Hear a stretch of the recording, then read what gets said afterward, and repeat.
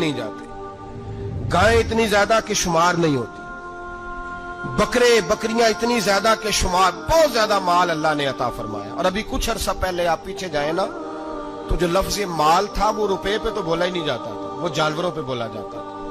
بہت زیادہ مال اللہ نے دیا، بکریاں، گائیں، اونٹ، بیل، بڑا کچھ۔ تو رب کریم نے فرشتوں سے فرمایا کہ وَاتَّخَذَ اللَّهُ ابراہیم خلیلا، ابراہیم میرا دوست ہے۔ تو فرشتے کہنے لگے یا اللہ جسے اتنا کچھ دیا جائے اس نے دوست تو بننا ہی ہوتا ہے، تو نوازا ہی پڑا ہے، اتنا مال، اتنے کھیت کھلیان، اتنا کچھ۔ اللہ کریم نے فرمایا جاؤ آزمائش کر لو، امتحان لے لو۔ فرشتہ امتحان لینے پہنچ گیا۔ حضرت ابراہیم کے جانور چر رہے ہیں چراگاہ میں، حضرت ابراہیم بھی ہیں، غلام بھی ہیں، بہت بڑا ریوڑ ہے۔ آپ تشریف فرمائے، ایک فرشتہ آیا تو کھیت میں چھپ کے بیٹھ گیا اور بلند آواز سے کہنے لگے سبحان اللہ والحمدللہ ولا الہ الا اللہ واللہ اکبر۔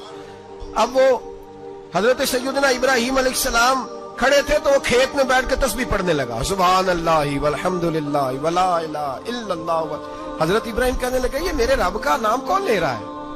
بڑی اس کی میٹھی آواز ہے، بڑی، کون ہے؟ ڈھونڈنے لگے، گھومتے گھومتے اس کے پاس چلے گئے، فرشتہ انسانی شکل میں، تو میرے رب کا ذکر کر رہا تھا؟ اس نے کہا میں ہی کر رہا تھا۔ فرمانے لگے یار ایک دفعہ پھر نہیں کرتا؟ تو کہنے لگا ابراہیم پہلے تو میں اپنی مرضی سے کر رہا تھا، تو کہتا ہے تو پیسے لگیں گے، پیسے ہیں تو کر دیتا ہوں۔ حضرت ابراہیم کہنے لگے بول تو کیا لے گا؟ میرے اللہ کا ذکر سنانے کا کیا لے گا؟ کہنے لگا جتنی بکریاں آپ چرا رہے ہیں ساری دے دے تو میں اللہ کا ذکر سنا دیتا ہوں۔ اور آپ نے فرمایا بس جا تیری ساری ہوئی، میرے رب کا ذکر سنا۔ اور پھر شروع ہو گیا سبحان اللہ الحمدللہ ولا الہ الا اللہ واللہ اکبر۔ حضرت ابراہیم علیہ السلام کیف میں، یار پھر ذرا سنا، نا علما وچ پھسا سانو، تو یار دی گل سنا سانو، ذرا دوبارہ سنا۔ میں پھر سنایا، ایک دفعہ پھر کہا، فرشتہ کہنے لگا بس جی آپ کے پیسے پورے ہو گئے۔ حضرت ابراہیم کہنے لگے چل ایک دفعہ اور سنا۔ کہنے لگا پیسے لگیں گے، تو کیا لے گا؟ کہنے لگا گائیں بھینسیں ساری میری۔ فرمایا بس یار اتنی قیمت، تو سنا صحیح، سارا کچھ ہی تیرا۔ پھر شروع ہو گیا سبحان اللہ والحمدللہ ولا الہ الا اللہ واللہ اکبر۔ گائیں دے دیں، بھینسیں دے دیں، وہ ذکر سناتا ہے۔ حضرت ابراہیم کبھی مچلتے ہیں، کبھی روتے ہیں، کبھی آہیں بھرتے ہیں، تو میرے رب کا نام لے رہا ہے، ذرا پھر سے لے۔ کیف جاری ہے۔ کہنے لگا بس بھائی۔ حضرت ابراہیم فرمانے لگے تو اور لے لے جو لینا ہے، مجھے ذکر سنا۔ اس نے کہا ابراہیم بکریاں میں لے چکا، گائے بھینسیں میں لے چکا، اونٹ رہ گئے، سارے لے لوں گا پھر ذکر سناؤں گا۔ فرمایا کیا تیرا ہوا، تو ذکر سناتا رہ، میں دیتا ہوں۔ دے دیا، کچھ دیر ذکر کیا تو اب خاموش ہو گیا۔ حضرت ابراہیم خلیل اللہ علیہ السلام فرمانے لگے ذکر سنا۔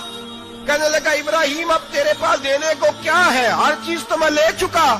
آپ فرمانے لگے یہ گائے بھینسیں بکریاں چرانے کے لیے تجھے کوئی نوکر ملازم بھی تو چاہیے نا، تو اس طرح کر مجھے رکھ لے، میں روٹی نہیں مانگوں گا، کھانا نہیں مانگوں گا، تو اللہ کا ذکر سناتا رہنا، میں تیرے جانوروں کی نوکری کرتا رہوں گا۔ حضرت ابراہیم علیہ السلام نے جب یہ کہا نا، فرشتے کی آنکھوں میں آنسو آ گئے۔ تر دامنی پہ شیخ ہماری نہ جائیے، ہم دامن نچوڑ دیں تو فرشتے وضو کریں۔ فرشتہ رو پڑا اور کہنے لگا ابراہیم مجھے سینے سے لگا۔ میرے رسول کریم صلی اللہ تعالی علیہ وسلم نے نظر کی صفائی پر سب سے پہلے توجہ دی ہے۔ ہمیں اپنے بچوں کو تاڑنا ہے، ہمیں اپنے بچوں کو دیکھنا ہے، ہمیں انہیں خود پکڑ کے اچھی مجالس میں لے کر کے جانا ہے۔ اور سنو میرے حبیب پاک صلی اللہ علیہ وسلم نے کتنی پابندی فرمائی۔ کوئی مولوی ہو، کوئی پیر ہو، کوئی فقیر ہو، کوئی درویش ہو، کوئی دربار کا سجادہ ہو، کوئی کسی جگہ بیٹھنے والا ہو، کسی کو بھی عورت کے ساتھ تنہا رہنے کی اجازت، سارے بولیے اجازت، کسی کو بھی عورت کے ساتھ تنہا رہنے کی اجازت بالکل نہیں ہے، قطعاً نہیں ہے۔ میرے نبی کریم صلی اللہ علیہ وسلم نے فرمایا جہاں مرد اور عورت اکٹھے ہوں گے تیسرا شیطان ہوگا۔ ابن حجر کہتے ہیں ایک صحابی نے عرض کی حضور اگر وہ دونوں نیک ہو، اگر دونوں نیک ہو تو میرے حبیب پاک صلی اللہ علیہ وسلم نے فرمایا یحییٰ کے بیٹے زکریا بھی ہو اور عیسیٰ کی والدہ مریم بھی ہو تو پھر بھی میں دونوں کو اکیلے رہنے کی اجازت نہیں دیتا۔ جب ان کو اجازت نہیں ہے، جب ان کو اجازت نہیں ہے تو باقی کوئی کس کھاتے میں ہے، میں سنتا ہوں اور آج میں ببانگ دہل کہتا ہوں، ہمیں وہ دربار بھی قبول نہیں ہے، سن لیا جائے، میری بات کو نوٹ کیا جائے، ہمیں وہ دربار اور مزار بھی قبول نہیں ہے جہاں برائی اور منشیات کے اڈے قائم ہیں۔ ہم ان درباروں پر بھی فوری طور پر ہر لحاظ سے کڑی نگرانی کرنے کا اور پوری سختی کرنے کا ارادہ رکھتے ہیں، اور خود آگے بڑھ کے ان ظالم سجادہ نشینوں کا منہ نوچنے کا ارادہ رکھتے ہیں جن درباروں پر نشہ بکتا ہے، جن درباروں پر گند ہوتا ہے۔ دربار تو ایسے ہوتے ہیں کہ داتا علی اجمیری رحمت اللہ علیہ کا دربار ہو پر چاروں جانب قرآن پاک کی تلاوت ہو رہی ہو، جمعہ اتنا بڑا ہوتا ہو کہ لاہور میں اتنا بڑا جمعہ ہی اور کوئی نہ ہو، درس حدیث ہوتا ہو، درس نظامی کا مدرسہ قائم ہو، اور عورتوں کا جانا الگ ہو، مردوں کا جانا الگ ہو، پوری شریعت کی پابندی ہو، پھر کسی دربار پر جانے کی اجازت ہے، ورنہ کوئی کسی جگہ بھی کسی بھی لحاظ سے کبھی نہ جائے۔ میرے عزیزو، منشیات کے خلاف جہاد، بے حیائی، عریانی، فحاشی، ملت کا جوان اب اپنی نظر کو چھپانا سیکھ جائے۔ اور میرے دوست دیکھنا، بیٹیوں کو خطرہ کس سے ہے؟ یہاں ہندو بھی کوئی نہیں، سکھ بھی کوئی نہیں، آریہ بھی کوئی نہیں، بدھ مت بھی کوئی نہیں، یہاں عیسائی بھی اقلیت میں، یہاں یہودی بھی کوئی نہیں، وہ حیا محفوظ نہ ہو۔ یہ حدیث سنانے لگا ہوں، حدیث ہے، حدیث رسول ہے۔ جوان خاص کر کے ذرا میری بات پہ توجہ کریں، اور بزرگ خاص کر توجہ کریں جنہوں نے تربیت کرنی ہے۔ سنیں، حضور کی بارگاہ میں ایک نوجوان آیا ہے، یہ سنگ میل ہے حدیث، اس کو یاد رکھنا۔ عرض کی، حضور میں سارے گناہ چھوڑ سکتا ہوں، زنا نہیں چھوڑتا۔ حضور مجھے زنا کی اجازت ہونی چاہیے۔ میرے حبیب نے تھپکی دی، بٹھا لیا۔ میں کہتا ہوں حضور نے گناہگاروں کو معاشرے سے کاٹا نہیں، ان کی تربیت فرمائی ہے، ان کی تربیت فرمائی ہے، ان کو قریب فرمایا۔ میرے حبیب کریم صلی اللہ علیہ وسلم نے فرمایا ادھر آ، بیٹھ جا، بیٹھ گئے۔ حضور نے فرمایا تو پسند کرتا ہے تیری ماں کے ساتھ کوئی بدکاری کرے؟ حضور نہیں۔ فرمایا تو پسند کرتا ہے تیری بیٹی کے ساتھ کوئی بدکاری کرے؟ یا رسول اللہ میں آنکھیں نکال دوں گا۔ حضور نے فرمایا تو پسند کرتا ہے تیری بہن کے ساتھ؟ حضور میں کاٹ ڈالوں گا وہ ہاتھ جو میری بہن کی طرف اٹھیں گے۔ فرمایا تو پسند کرتا ہے کہ تیری خالہ، پھپھی، ممانی کی طرف کوئی ایسی حرکت کرے؟ حضور میں کاٹ کے رکھ دوں گا ان لوگوں کو جو بات بھی کریں گے۔ میرے حبیب نے فرمایا اچھا، جس کے ساتھ تو بدکاری کی اجازت مانگ رہا ہے وہ کسی کی ماں نہیں لگتی، وہ کسی کی بہن نہیں لگتی، اور کسی کی بیٹی نہیں ہوگی؟ یاد رکھے، ملا جلال الدین رومی 1، امام غزالی 2، اعلی حضرت فاضل بریلوی 3، بزرگ متفقہ طور پہ لکھتے ہیں، فرماتے ہیں جو گند کے ساتھ دوسرے گھر میں تاڑتا ہے وہ اپنے گھر کی خیر منا لے، جو گندی نظر دوسروں پہ رکھتا ہے وہ اپنے گھر کی خیر منا لے، اس لیے کہ جو جرم وہ کسی کے کھاتے میں ڈالے گا وہ سزا بن کے اس کے گھر کی طرف لوٹا دیا جائے گا، جو بدکاری وہ کسی کے کھاتے میں ڈالے گا وہ سزا بن کے اللہ اس کے گھر کی طرف لوٹا دے گا۔ اگر اپنے گھر کو پاک رکھنا چاہتے ہو تو دوسروں کی طرف پاک نظر رکھنی شروع کر دو۔ اگر چاہتے ہو کہ تیرا گھر بے عجیب معاملہ ہے نا، بیٹے کو تو پسند کی شادی کی اجازت ہے تو بیٹی کو اجازت کیوں نہیں؟ اگر تیرا بیٹا پسند کی شادی کرے گا تو یاد رکھنا پھر جب کسی کی بیٹی یہ لفظ بولتی ہے پھر عزتوں کے جنازے نکلتے ہیں، پھر عریانی فحاشی کا جو ہے وہ کلک لگتا ہے ماتھے پر، پھر یاد رکھنا چاروں جانب سے رسوائیاں تیرا نصیبہ ہوتی ہے۔ اگر تو بیٹی کو روکنا چاہتا ہے تو بیٹے کا ہاتھ پکڑ، اگر تو بیٹی کو صاف رکھنا چاہتا ہے تو بیٹے کو شرم و حیا کی چادر اڑا، اگر تو بیٹیوں کے کردار کی حفاظت کرنا چاہتا ہے تو پہلے بیٹے کو پابند شریعت بنا، پہلے اس کی طرف دیکھ۔ میرے دوستو، یہ 5 چیزیں ہمارا بنیادی نقطہ ہے۔ ایک تو امیر غریبوں کی تحقیر کرنا چھوڑ دے، دوسرا غریب امیروں سے مانگنا چھوڑ دے، تیسرا عزت کے ساتھ جینا سیکھے، ہمیں ہر حال میں سود سے، حرام پیسے سے بچنا ہے۔ چوتھا، ہر طرف منشیات پھیلی ہے، ہمیں اس کے خلاف جہاد کرنا ہے۔ 5واں، بے حیائی، عریانی، فحاشی، گلی گلی، نگر نگر نکل کر کے اس کے خلاف ہم نے بولنا ہے۔ مجھے میرے ساتھی کہتے ہیں نوجوان محفلوں میں آنا چھوڑ گئے، وہ کہتے ہیں حضرت صاحب کے سارے موضوعات ہی ہم پہ ہوتے۔ چند دن پہلے میں کلر سجدہ گیا، میں دور کے اجتماع نہیں دیتا، سفر نہیں کر پاتا، میرے پیروں میں درد ہوتا ہے، قریب رہتا ہوں۔ ان لوگوں نے بڑا اصرار کیا تو مجھے جانا ہوا۔ میں جب وہاں پہنچا کچھ دیر میں نے بات کی تو میرے خیال میں یہی تھا کہ نوجوان کہاں بات کو سنتے ہیں، یہ تھوڑی میری بات کو سنیں گے۔ मैंने इरादा किया, थक भी बड़ा गया कि 20-25 मिनट बात करूंगा। 3-4 नौजवान मेरे सामने बैठे थे। अभी मैंने मुस्तफ़ा की हदीस का रंग छेड़ा ही है। छम छम उनकी आंखों से आंसू बरसने लगे, छम छम। अल्लाह की कसम, मिंबर रसूल पे बैठा हूं, मैं अपने अंदर शर्मिंदा होने लगा। मैंने कहा यार, तू कहता था नौजवान बात नहीं सुनते, तेरी मिल्लत का जवान, उसे किसी ने बात सुनाई नहीं, शायद तू उस तक बात पहुंचा ही नहीं सका। अरे गुनाहगार बड़ा है पर मुस्तफा का गद्दार तो नहीं ना। ये बड़ा पापी है पर हुजूर की बात नहीं सुनेगा, नबी पाक के पैगाम की तरफ नहीं। 50 मिनट बात करके मैं लौटा। एक हफ्ते में इतने मुझे उन्होंने फोन किए, इतने फोन करने लगे, जैसे तैसे भी हो आप दोबारा आइए, मुझे जुमेरात को दोबारा वहां जाना है। वो कहने लगे जौन सा वक्त कहेंगे हम रखेंगे, लेकिन खुदारा हमें सिर्फ मंशियात का नशा किसी ने लगा दिया है, इश्क मजाजी का गंदा नशा किसी ने लगा दिया है। कोई ऐसा मिले जो हमें रसूलुल्लाह के इश्क का नशा भी लगा दे, कोई मिल जाए ऐसा। अगर कोई शोएब आए, मुयस्सर कोई आए जो हमारे सीने से रगड़े। मेरे दोस्त, मिल्लत का जवान जब नेक होता है तो फिर वो हजरत बिलाल हबशी की राहों का मुसाफिर होता है, फिर हजरत फारूक आजम को आइडियल बनाता है, फिर सैयदना मौला अली शेर खुदा की जानिब देखता है। और मिल्लत का जवान जब मुजाहिद बनता है तो फिर इमाम हसन और इमाम हुसैन की यादों को ताजा करता है। वो कभी इल्मुद्दीन बन जाता है, कभी आमर चीमा बन जाता है, और कभी मुमताज हुसैन कादरी की शक्ल में सामने आ जाता है। वो डट जाता है, वो डट जाता है। मिल्लत के जवान, तेरे सीने से अब रसूल करीम सल्लल्लाहु अलैहि वसल्लम की मोहब्बत को खींचा जा रहा है। तुझे वापिस आना है, अपने सीने को बेदार करना है, और तुझे आलमे कुफर को बताना है कि शराब पीने वाला ही सिर्फ तुम्हें देखा है, तुमने कभी दरूद पढ़ने वाला नौजवान भी देखना चाहिए। तुमने औरत को सारी रात फोन करने वाले जवान की दास्तानें तो सुनी है।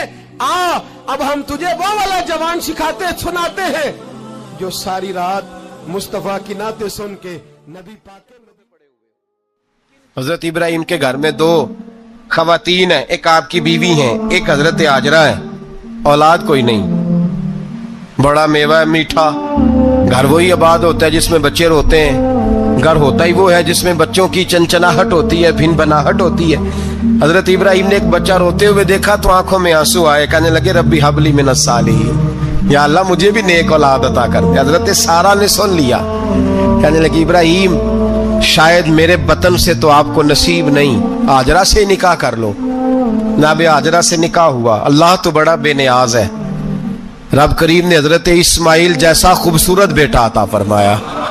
बेटा काला स्याह भी हो तो सीने की ठंडक होता है, पर ये तो वो बेटा है जिसकी पेशानी में नूरे मुहम्मदी चमकता है सल्लल्लाहु अलैहि वसल्लम। हजरत सैयदना इस्माइल अली इतने खूबसूरत।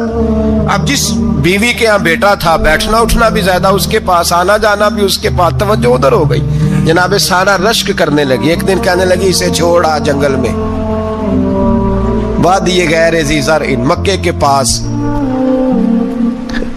भाई एक बेटा आलमे दीन बना लो। कहने लगा रोटी कहां से खाएगा?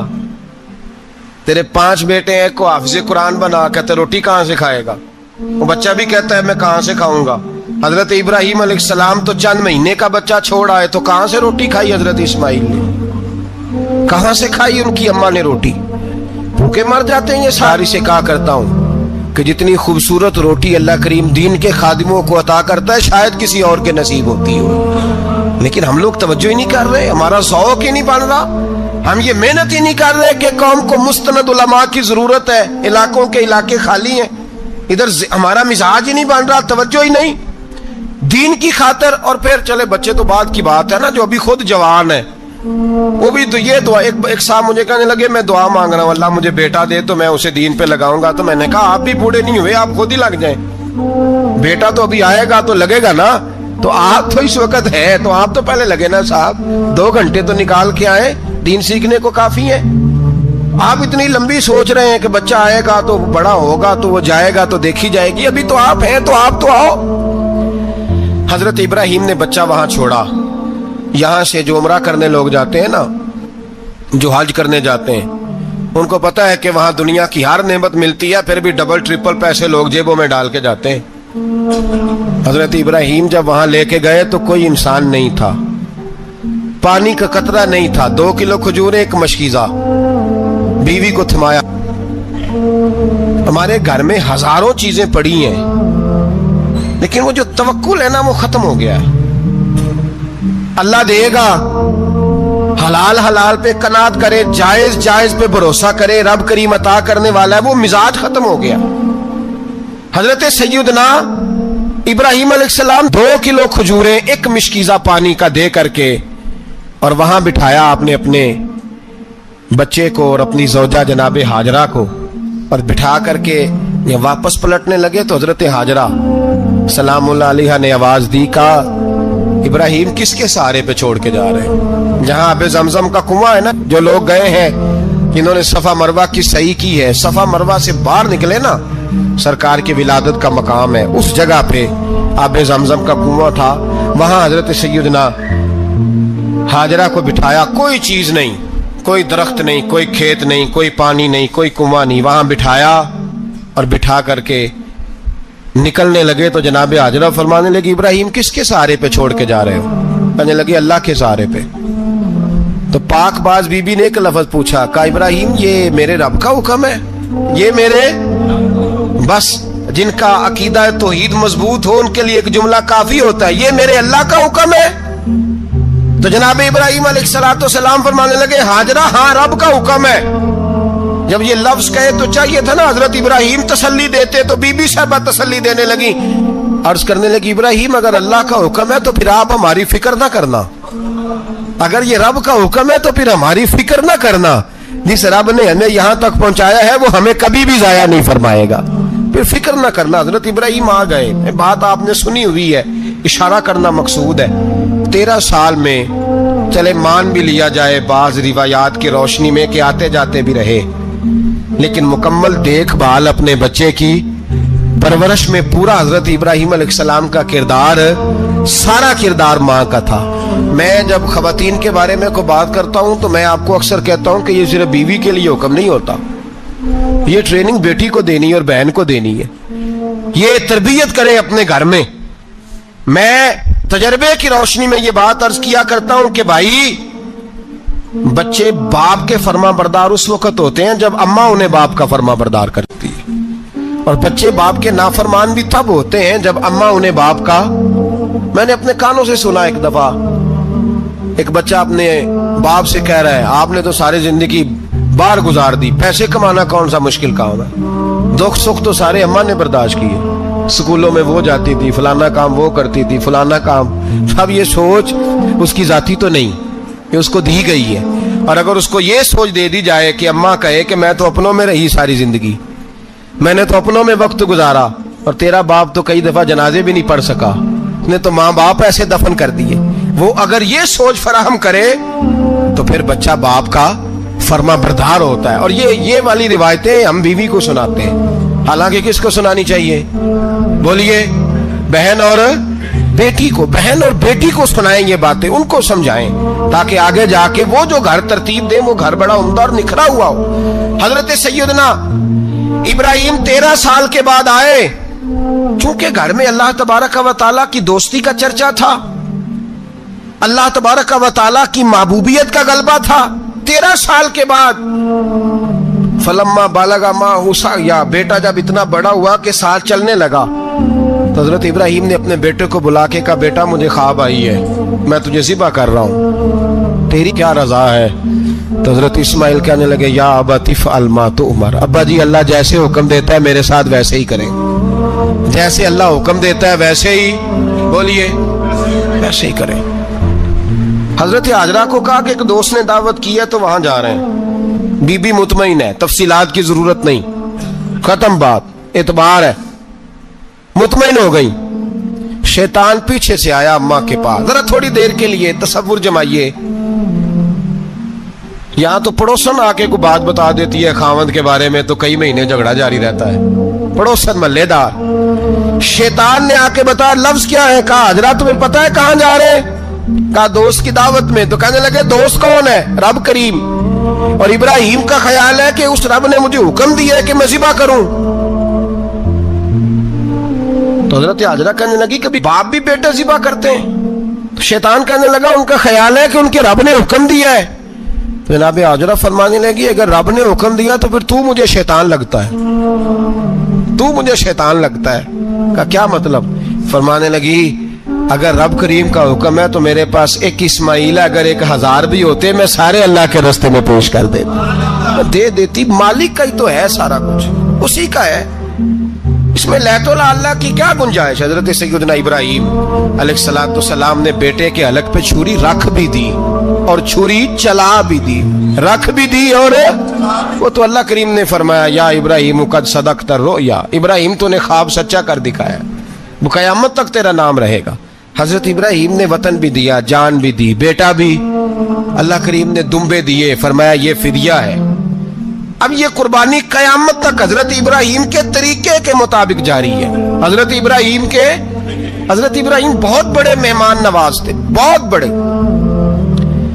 آپ جب مصر میں قیام تھا تو بڑے بڑے لمبے چوڑے لنگر پکتے تھے، لوگ آیا جایا کرتے تھے، بڑا تفصیل کے ساتھ کھانا ہوتا تھا۔ مہمان نوازی آپ کی خاص صفت مبارکہ ہے۔ ہمارے ہاں بھی مہمان نوازی ہوتی ہے امیروں کی، بلکہ اب تو مہمان نوازی اس طرح کی ہے کہ کل تیری میرے پاس دعوت ہے اور پرسوں میری تیرے پاس ہے۔ وہی امیروں میں وہ چکر رہتا ہے، پارٹیاں دوست ایک دوسرے کو ڈالتے ہیں، تیری طرف پارٹی تیری طرف، اور اسی انداز میں اب یہ عید آئے گی نا، ٹکا پارٹیاں ہوں گی جگہ جگہ، اور لوگ سوال پوچھنے لگے ابھی سے، کہتے ہیں قربانی کا کتنا گوشت گھر رکھنا جائز ہے؟ قربانی کا کتنا گوشت گھر رکھنا جائز ہے؟ سارا ہی جی ہاں، اس لیے فریزر لے لے، فریج سے نہیں کام چلے گا، سارا ہی جائز گھر رکھنا، سارا ہی جائز ہے، رکھ لیں۔ اور خدا کے بندے، قربانی وہ بندہ دیتا ہے جو سارا سال ہی گوشت کھاتا ہے، صحیح کہہ رہا ہوں؟ قربانی صاحب نصاب، صاحب استطاعت بندہ دیتا ہے نا، تو وہ سارا سال ہی گوشت، تو سارا گھر میں رکھنا بھی جائز ہے، لیکن سارا دے دینا بھی۔ تو جو آ رہی ہے اس پہ کیوں توجہ کرتے ہو؟ جو دوسرا جائز ہے اس پہ کیوں نہیں عمل کرتے؟ سارا تقسیم کر دیں، بات ختم ہوئی۔ یقین کریں، محرم میں جا کے دوست ٹیلی فون کر کے سوال پوچھتے ہیں، کہتے ہیں صاحب سنا ہے قربانی کا گوشت محرم میں کھانا جائز نہیں۔ میں کہ نہیں، ربیع الاول چ بھی جائز جے، رجب رمضان تک کھاؤ، کوئی بندہ نہیں منع کرتا، اس لیے کہ کسی کو دینا تو پسند ہی نہیں۔ یا پھر اس میں سے جو خاص چیزیں ہیں وہ اپنی فریج میں، اور باقی جو ہے وہ دوسروں کے لیے۔ یہ کیا طریقہ ہے ہمارا؟ قربانی اسلام کا ایک خوبصورت ترین عمل ہے، یہ محبوب ترین عبادت ہے اللہ تعالیٰ کی۔ قربانی اپنی فضیلت کے لحاظ سے، عظمت کے لحاظ سے، اپنی بلندیوں کے لحاظ سے دین میں بڑا مقام رکھتی ہے، لیکن ہر چیز کا رنگ روپ بدل دیا جاتا ہے نا، چونکہ قربانی چلی آ رہی تھی حضرت ابراہیم خلیل اللہ علیہ السلام سے، تو اہل عرب جو تھے، مشرکین مکہ، قربانی کا تعارف وہ بھی رکھتے تھے، پر وہ قربانی کی حقیقت کو، قربانی کی حکمت کو، قربانی کے حسن کو، قربانی سے پھوٹنے والی روشنی کو سمجھنے سے ناآشنا تھے۔ وہ کیا کرتے تھے کہ جب وہ کوئی قربانی کا جانور ذبح کرتے تو اس کا جو خون ہوتا وہ بیت اللہ شریف کی دیواروں کے ساتھ مل دیتے۔ قربانی کے جانور کا جو گوشت ہوتا وہ لا کے بتوں کے سامنے رکھتے کہ یہ خون کعبے کی دیوار سے خون ملنے سے اور بتوں کے آگے گوشت رکھنے سے شاید ہماری قبولیت ہو جائے گی، ہم نے جانور ذبح کیا ہے۔ کمال ہے میرے رب کریم کی کتاب کا انداز بھی۔ قرآن مجید مختصر الفاظ کے اندر، مختصر جملوں کے اندر، اجمال کے اندر اتنی بڑی تفصیل بیان کر دیتا ہے کہ انسان کے ذہن کے، دل کے، دماغ کے دریچے کھل جاتے ہیں۔ اللہ کھانے پینے سے پاک ہے، بے نیاز ہے مالک۔ رب کریم نے فرمایا لن ینال اللہ لحومہا، فرمایا ہرگز نہیں پہنچتا اللہ کی بارگاہ میں تمہارا گوشت، ولا دماؤہا، اور نہ ان کے خون، نہ اس جانور کا گوشت اللہ کی بارگاہ میں پہنچتا ہے، نہ خون پہنچتا ہے۔ تو مالک پہنچتا کیا ہے؟ ولیکن ینالہ التقوی منکم، بلکہ رب کی بارگاہ میں تو تمہارے دلوں کا تقوی پہنچتا ہے۔ تمہارے دل میں کیا ہے، تم اپنے رب کی رضا کتنی چاہتے ہو، یہ بات جاتی ہے۔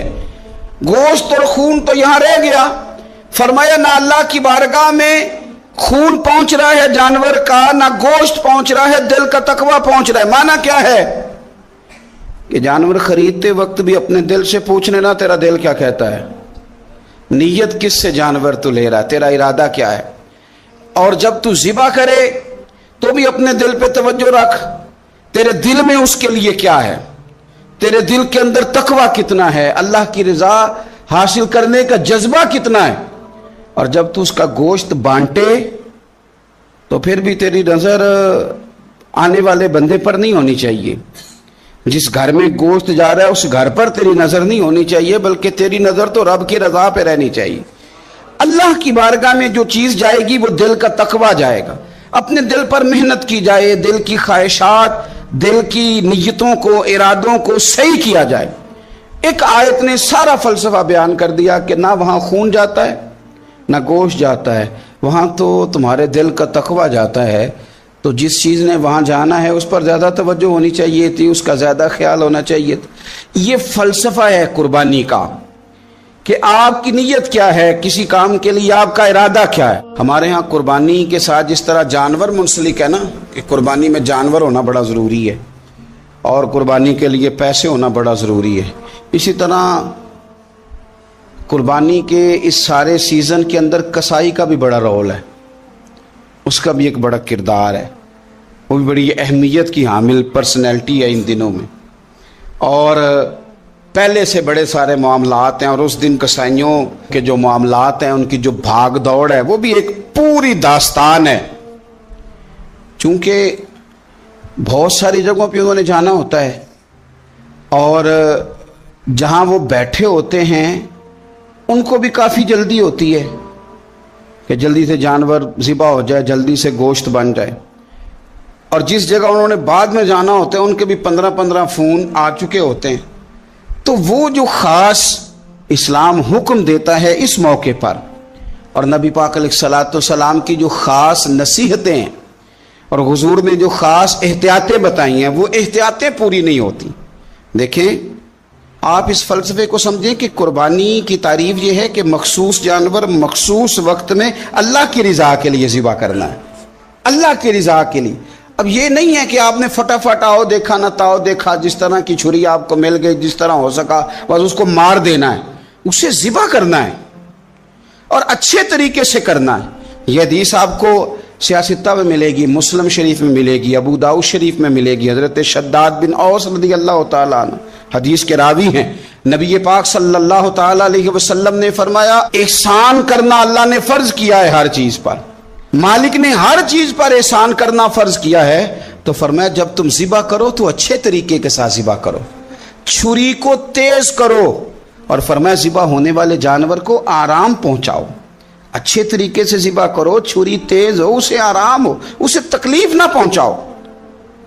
اچھے طریقے سے ذبح کرو، اسے ٹھنڈا ہو لینے دو، پھر اس کی کھال اتاری جائے، تھوڑی احتیاط کی جائے، اچھے طریقے سے چیزوں کو لیا جائے. آپ دیکھیے حضور ایک بات کرتے ہیں لیکن سوچ کے دھارے بدل کے رکھ دیتے ہیں. رسول کریم صلی اللہ تعالی وسلم گزر رہے تھے تو ایک شخص نے بکری کے پہلو پر پیر رکھا ہوا تھا اور وہ چھری تیز کر رہا تھا. یعنی بکری کو اس نے گرایا ہوا ہے، لٹایا ہوا ہے اور پہلو پر پیر رکھا ہوا ہے اور ساتھ ساتھ وہ چھری تیز کر رہا ہے.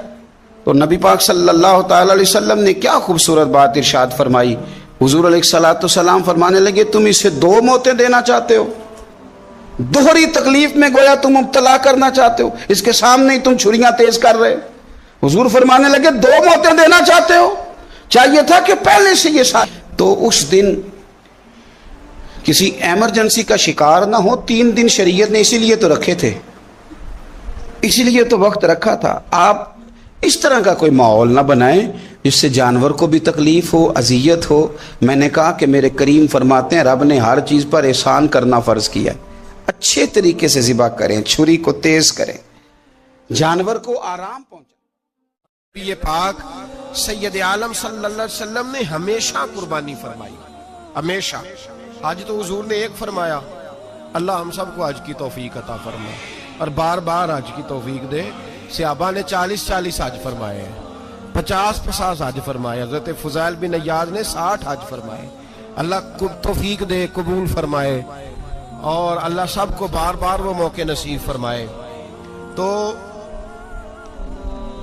نبی پاک صلی اللہ تعالی علیہ وسلم نے حج ایک فرمایا، قربانی حضور جس دن مدینے آئے اس وقت شروع فرمائی، اور ہر سال حضور قربانی دیتے تھے، ہر سال 2 جانور ذبح فرمائے۔ یا رسول اللہ صلی اللہ تعالی علیہ وسلم 2 کا کیا مقصد فرمایا؟ ایک میری طرف سے، ایک میری غریب امت کی طرف سے۔ یا رسول اللہ صلی اللہ علیہ وسلم کس طرف سے فرمایا؟ ایک میری طرف سے، ایک میری امت کی طرف سے۔ کبھی فرمایا ایک میری طرف سے، ایک میرے اہل بیت اور میری امت کی طرف سے۔ 2 جانور حضور نے ذبح فرمائے، اور پھر میرے حبیب پاک صلی اللہ تعالی علیہ وسلم کے غلام مولا علی شیر خدا، ابن ماجہ کی روایت ہے، حضرت علی شیر خدا فرماتے ہیں کہ نبی پاک علیہ الصلوۃ والسلام 2 جانور ذبح کرتے تھے۔ خود حضرت علی کی جب باری آئی تو انہوں نے بھی 2 فرمائے۔ تو صحابہ نے پوچھا کہ علی 2 کیوں؟ 2 کس لیے؟ تو حضرت علی رضی اللہ تعالیٰ عنہ فرمانے لگے مجھے میرے حبیب نے وصیت فرمائی تھی کہ علی تو نے 2 کرنے، ایک اپنی طرف سے کیا کرنا، ایک میری طرف سے کرنا۔ تو میں ایک اپنی طرف سے دیتا ہوں، ایک اپنے نبی پاک کی طرف سے دیتا ہوں صلی اللہ علیہ۔ 2 جانور۔ آپ لوگوں نے سنی ہوئی ہے یہ بات کہ مہینہ مہینہ کھانا نہیں پکتا تھا حضور کے گھر میں۔ حضرت عائشہ فرماتی ہیں 3 چاند اور 3 سورج کٹھے کبھی نہیں دیکھے جب ساتھ روٹی بھی کھائی ہو، یعنی 3 دن مسلسل کبھی کھانا نہیں کھایا۔ قربانیاں کتنی دیں؟ بولیے۔ حضرت علی شیر خدا کا مکان کوئی نہیں اپنا، کوئی گھر نہیں بنایا۔ مولا کائنات شیر خدا، میں نے یہ بات پھر دہرا رہا ہوں، پہلے بھی میں نے عرض کی تھی، پکا کرنے کے لیے دہرا رہا ہوں، حضرت علی کا کوئی کاروبار نہیں بظاہر۔ بی بی صاحبہ فرماتی ہیں کہ کئی ہفتے صرف سرکہ اور کھجوریں۔ قربانیاں کتنی؟ اسی سارے صاحب لان ٹورے ہیں کہ ساڑھے تے لگ دیئے کہ نہیں، پکا۔ اور پھر جب بات ہوتی ہے دینے کی تو ماحول اور ہوتا ہے، جب لینے کی باری ہوتی ہے تو ماحول اور ہوتا ہے۔ قربانی واجب ہے اس شخص پر جس کے پاس 52.5 تولے چاندی یا 7.5 تولے، لیکن میں 7.5 تولے والا فتویٰ نہیں دیتا، میں 52.5 تولے چاندی والا فتویٰ دیتا ہوں، اس لیے کہ 52.5 تولے چاندی تو شاید تولہ یا 1.5 تولہ سونے کے برابر ہی ہو جائے، ٹھیک ہے نا جی؟ تو 7.5 تولے سونا 50-60 ہزار روپیہ جس آدمی کے اکاؤنٹ میں موجود ہے وہ قربانی کرے۔ بلکہ امام شافعی رحمۃ اللہ علیہ فرمایا کرتے تھے جس نے 3 کمروں کو تالا لگایا ہوا ہے وہ 3 کمرے فارغ ہیں، اس کے کسی کام کے نہیں، ان کی قیمت کا حساب لگائے۔ اور چھت پہ سٹور بنا دیا ہے، کوئی مطلب نہیں اس کا، اور جو ویسے رکھی ہوئے ہیں کوئی معنی ہی نہیں کمرے کا، فرماتے تھے حساب لگائے، قربانی کرے۔ رب کریم کی بارگاہ میں دینے کا جب معاملہ آیا تو تم گول کر گیا کام۔ میرے رسول کائنات سرور عالم صلی اللہ علیہ وسلم کا جب اپنے لیے چیزیں استعمال کرنے کا ماحول ہے تو محبوب پاک علیہ الصلوۃ والسلام نے مہینہ مہینہ روٹی نہیں پکائی۔ یہاں جو آدمی ہر جمعرات کو 4 کلو بکرے کا گوشت پکاتا ہے اور ہر تیسرے دن مرغی کا گوشت لاتا ہے، وہ قربانی کی باری آتی ہے تو کہتا ہے میرے پہ لگتی نہیں۔ وہ ٹھیک ہے ابا جی لے آئے، ابا جی کی طرف سے قربانی ہے، اس دفعہ ابا جی کی، اگلی دفعہ اماں جی کی، اس سے اگلی دفعہ دادی جی کی۔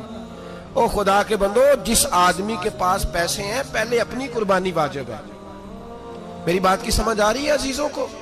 جو آدمی صاحب استطاعت ہے پہلے کس کی قربانی کرے گا؟ وہ کمائی کرتا ہے، اس کے اپنے اکاؤنٹ میں تنخواہ آتی ہے، ابا جی کے اکاؤنٹ میں نہیں آتی۔ اس نے اپنا بینک بیلنس چوری بھی رکھا ہوا ابا جی سے۔ پہلے اپنی قربانی کرے، اگر اس کو شوق ہے، دل کرتا ہے تو ایک اور خریدے، پھر ابا جی کی طرف سے کرے۔ اگر اللہ نے توفیق دیا تو ایک اور خریدے، اماں جی کی طرف سے کرے۔ اور اگر اس کے دل کو اللہ ٹھنڈک عطا کرے، سکون کرے، تو پھر اپنے رسول کی طرف سے بھی قربانی دے، پھر اپنے محبوب کی جانب سے بھی قربانی کرے۔ نبی پاک صلی اللہ تعالی علیہ وسلم نے ہر سال 2 قربانیاں دی، 10 سال، کل کتنی ہوگی 10 سالوں میں؟ بولیے۔ اور جب حضور حج کرنے گئے نبی پاک نے 63 اونٹ ذبح فرمائے۔ ایک اونٹ میں کتنی قربانیاں ہوتی ہیں؟ 63 اونٹ حضور نے ذبح فرمائے۔ اور حدیث بڑی مزیدار ہے، حضرت ابو ہریرہ رضی اللہ تعالیٰ عنہ فرماتے ہیں کہ جب اونٹ ذبح کرنے کی باری آئی تو ہم سوچ رہے تھے، پریشان تھے کہ یہ تو بڑا مشکل ہے ذبح کرنا، بڑا مشکل ہے، اس کو تو نہر کرنا پڑتا ہے، گرانا پڑتا ہے، باندھنا پڑتا ہے، سب سے مشکل کام اونٹ ذبح کرنا ہے۔ تو نبی پاک صلی اللہ علیہ وسلم کی تو عادت کریمہ ہے، اپنے ہاتھ سے ذبح کرتے ہیں حضور، وہ ہمارا اللہ خیر کرے، اب اللہ ہی حافظ ہے، ذبح کرنا تو دور کی بات ہے, ہمارا جو BA پاس لڑکا ہے نا اس کو ڈر آتا ہے جانور کے پاس کھڑے ہوتے ہوئے. کہتے ہیں بچوں کو اندر لے جاؤ, 10 سال کا 12 سال کا, اس کو اندر لے جاؤ, ذبح کرنا روئے گا. اور بس کرو یار,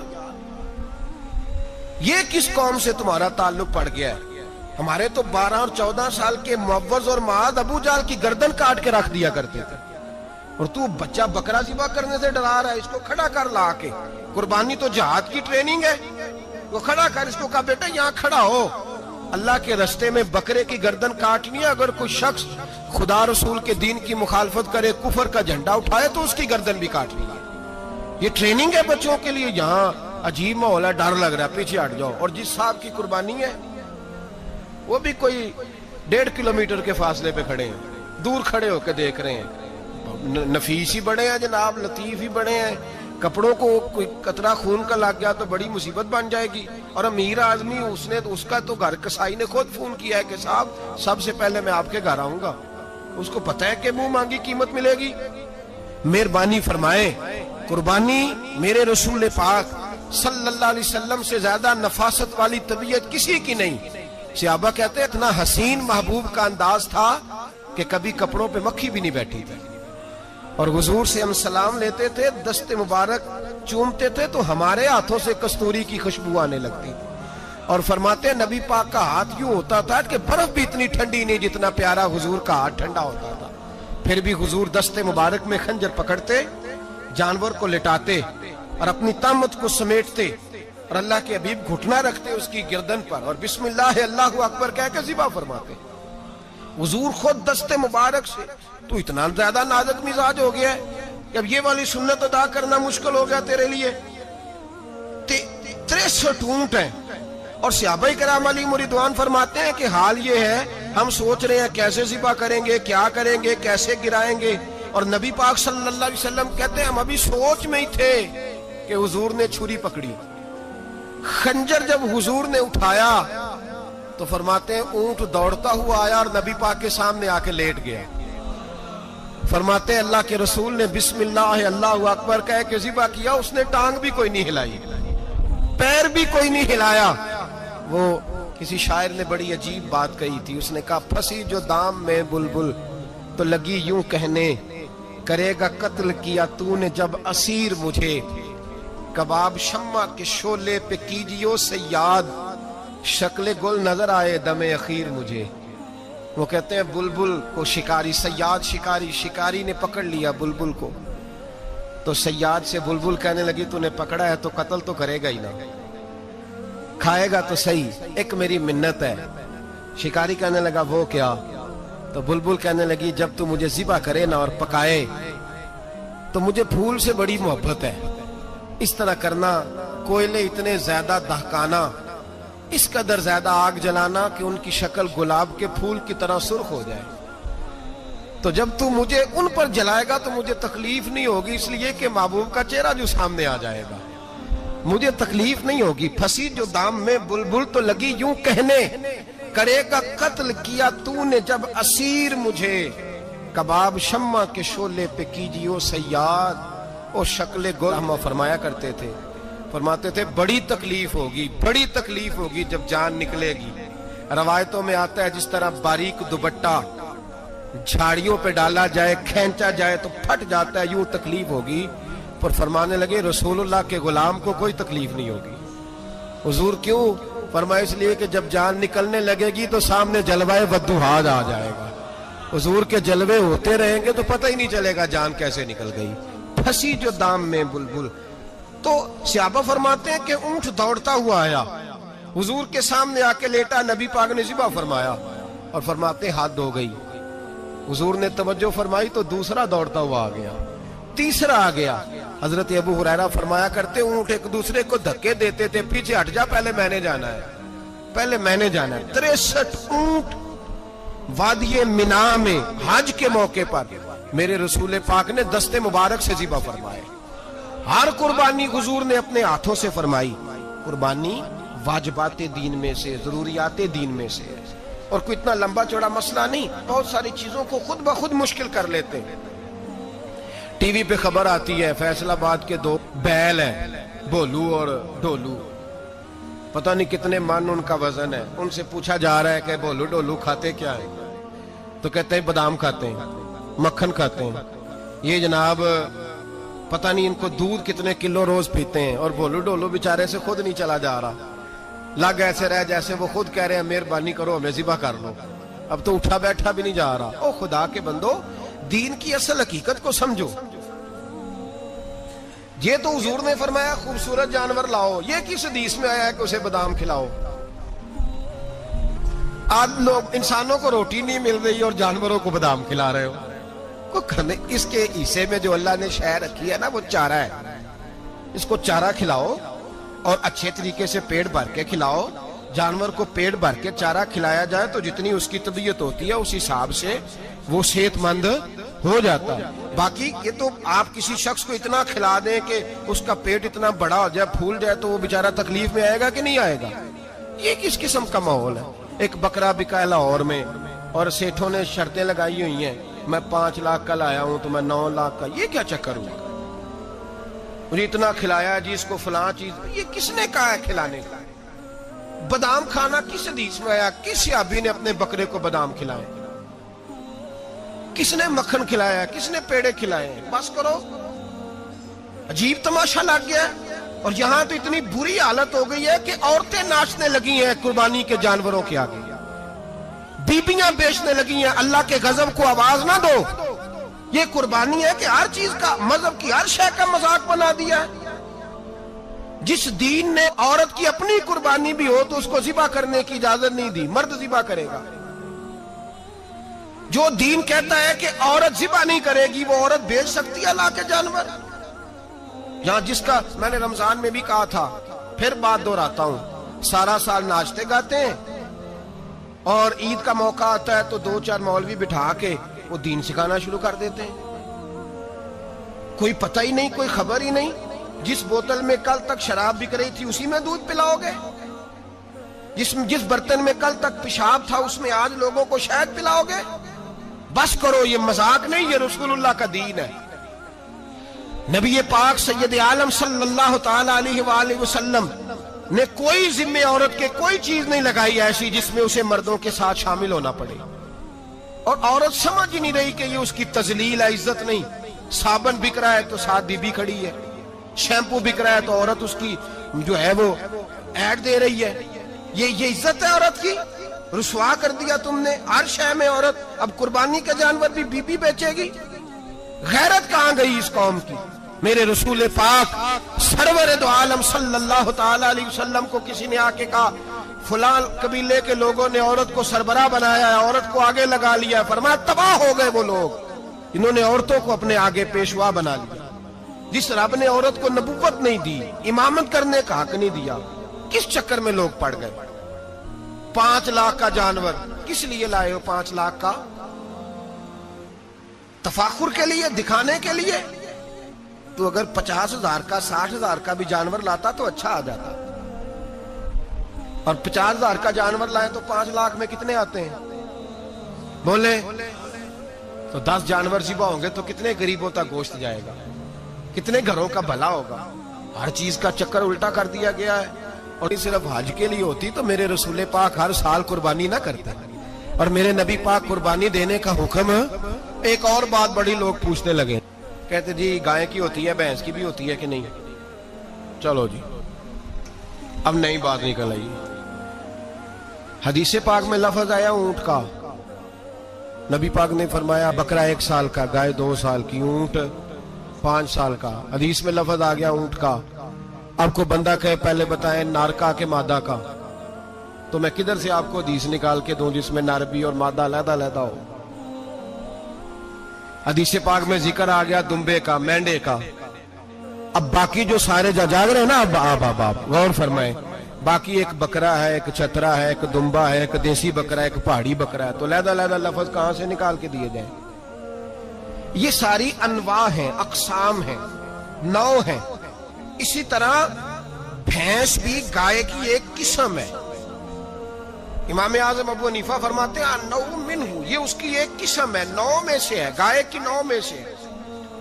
आप आम लफ्ज बोलते हैं तो कहते हैं बकरा चतरा गाय भैंस, आम लफ्ज है ना। تو جب گائے کہہ دیا تو اب کو بندہ کہے گائے آیا تو پہلے بتائیں گائے تو ہے تو اس میں بیل شامل ہے کہ نہیں؟ تو گائے کی جتنی قسمیں ہیں نا ہمارے محدثین بھینس کو گائے میں شامل کرتے ہیں. بھینس گائے کی ایک قسم ہے. تو نبی پاک صلی اللہ علیہ وسلم نے جب گائے کا لفظ استعمال کیا تو بھینس اس کے اندر آ گئی. تو اگر گائے کی قربانی جائز ہے تو بھینس کی قربانی بھی جائز ہے. اگر بیل کی قربانی جائز ہے تو کٹے کی قربانی بھی 100% جائز ہے. اس کے اندر 7 حصے ڈالے جائیں گے, اسے قربان کیا جائے گا, یہ جائز ہے. اگر آپ صریح لفظ نکال کے دکھانے کو کہیں گے تو پھر تو بڑی چیزوں میں لوگ الجھ جائیں گے. پھر کیسے نکالا جائے گا خسی کی جائز ہے کہ نہیں, جو خسی نہیں اس کی جائز ہے کہ نہیں, فلاں کی. تو ان تفصیلات, ہاں بہت ساری چیزوں کی تفصیلات حدیث میں ہیں لیکن ساری چیزوں کی موجود نہیں. اس لیے میرے عزیز یاد رکھیں, بھینس کی قربانی بھی ہوگی, گائے کی بھی ہوگی, بیل کی بھی ہوگی, کٹے کی بھی ہوگی. جن کی نہیں ان کی نہیں. ہم نے کبھی کہا ہرن کی قربانی بھی ہوگی یا مرغی کی قربانی بھی ہوگی. تو حدیث مبارکہ کے اندر جو چیزیں موجود ہیں ان کی جتنی اقسام ہیں ان سب کی قربانی کرنا ہاں جائز ہے. اور میرے نبی پاک صلی اللہ علیہ وسلم نے فرمایا جانور خوبصورت ہو, لنگڑا نہ ہو, کانا نہ ہو, زخمی نہ ہو, خوبصورت جانور لاؤ, اس کو لا کے ذبح کرو. لوگ کہتے ہیں چلو اتنے پیسے اللہ کے راستے میں دے دیں, تو یہ کافی نہیں کافی. مسلم شریف میں, بخاری شریف میں میرے نبی پاک سید عالم صلی اللہ تعالی علیہ وسلم نے فرمایا 10 ذی الحج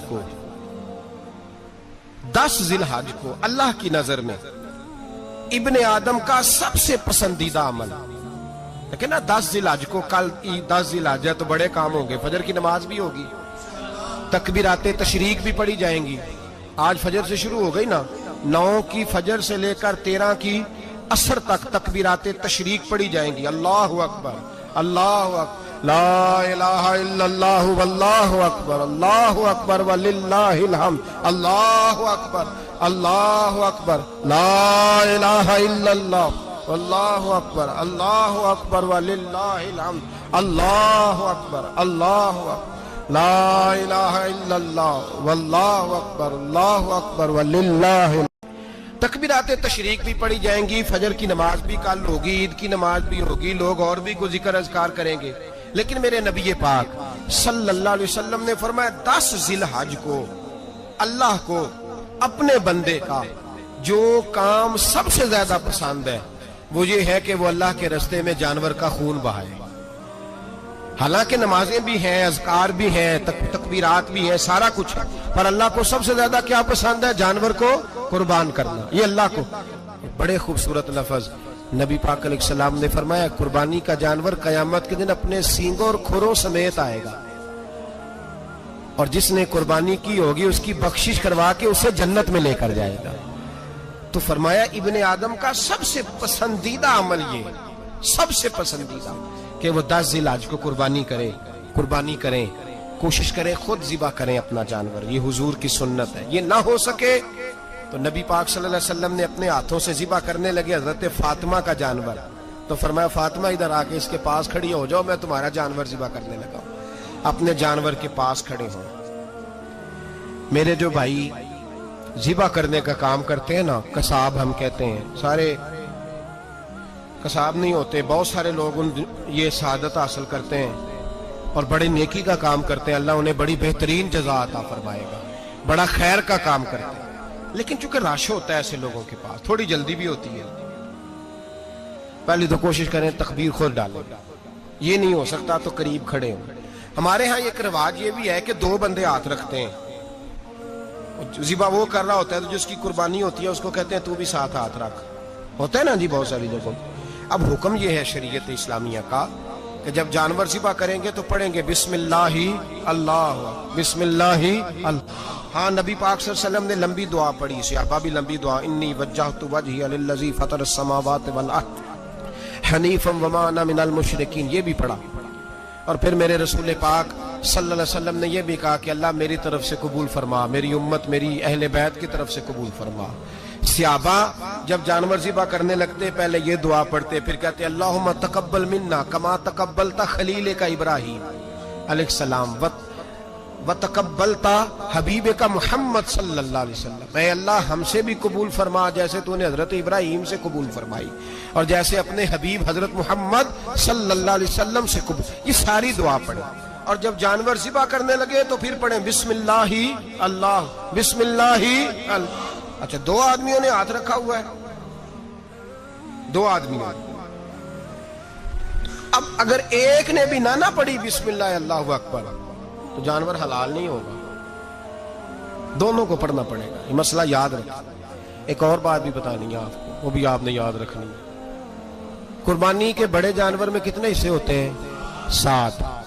अब 7 हिस्सों में 7 की नीयत कुर्बानी की होनी चाहिए, 7 की। 6 जो चले थोड़े से ज्यादा अमीर लोग नहीं थे, नॉर्मल थे, उन्होंने 6 हिस्से डाल लिए। 7वां अमीर आदमी था, उसको जाके कहा यार एक हिस्सा नहीं मिल रहा तो चल तूने तो 2-3 बकरे लिए हुए हैं, तू भी शामिल हो जा। उसने पहले तो कहा नहीं यार मैंने अब ले लिए। फिर जब इसरार किया तो कहा चलो ठीक है बड़े गोश्त का कीमा करा लेंगे। तो इस तरह करो, डाल लो मेरा भी हिस्सा। अब 6 की नीयत कुर्बानी की, 7वें की गोश्त की, किसी की भी कुर्बानी नहीं होगी, गए सारे। अब उसके लिए शर्त क्या है कि उसको भी आप, असल में हमें मसाइल नहीं आते, ना हम सीखते हैं ना पता करते हैं, फिर खराबी होती है।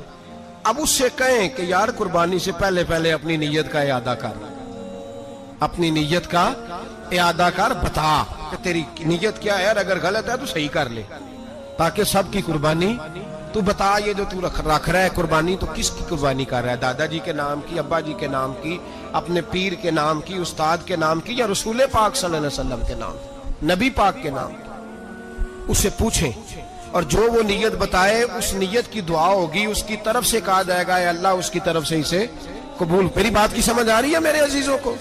और इस इरादे के साथ कुर्बानी, अगर एक की भी नीयत खराब हो गई तो मसला बिगड़ गया। इसलिए इन मसाइल को, और नबी पाक के नाम की जो कुर्बानी होगी, सुभान अल्लाह।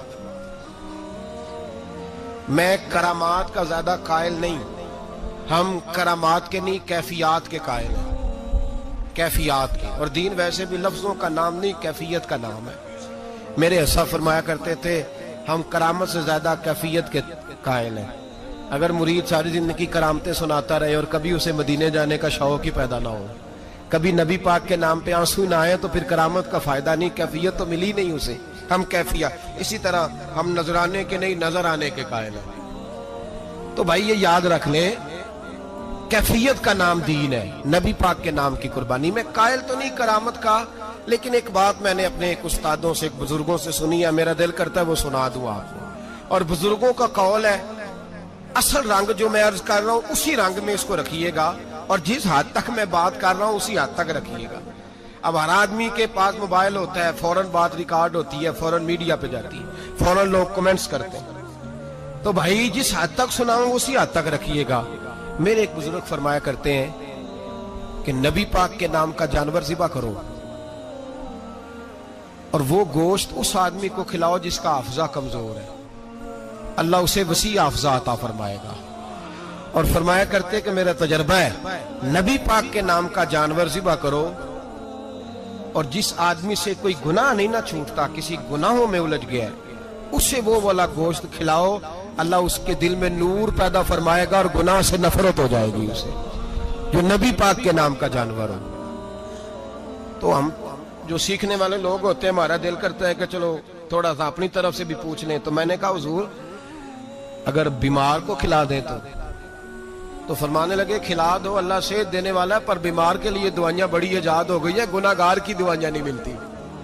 बीमारों की दवाइयां बड़ी हैं मिलती, गुनाहगार को खिलाओ।